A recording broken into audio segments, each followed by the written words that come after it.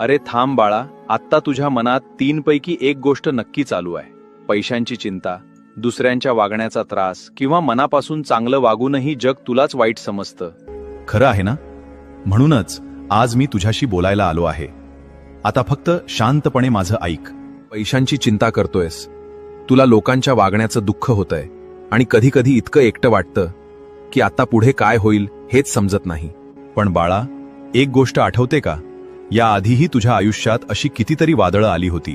तेव्हा तुला वाटलं होतं आता सगळं संपलं. पण प्रत्येक वेळी मी तुझा हात धरून तुला त्या संकटातून बाहेर काढलं. आज तू इथे आहेस याचाच अर्थ मी अजूनही तुझ्या सोबत आहे.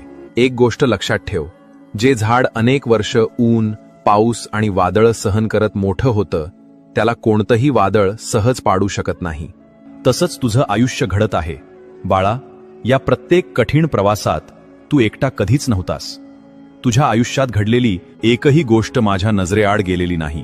तुझा प्रत्येक अश्रू, प्रत्येक अपमान, प्रत्येक अपयश आणि प्रत्येक प्रार्थना माझ्या लक्षात आहे.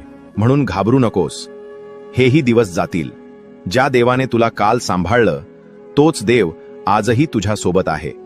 जेव्हा सगळ्यांनी तुझा हात सोडला तेव्हाही मी तुझ्या पाठीशी उभा होतो. आणि जोपर्यंत तुझा माझ्यावर विश्वास आहे तोपर्यंत मी तुला कधीच एकटं सोडणार नाही. बाळा, आता चिंता मला दे आणि तुझ्या चेहऱ्यावरचं हसू तू परत घे. बाकीचं मी पाहून घेईन.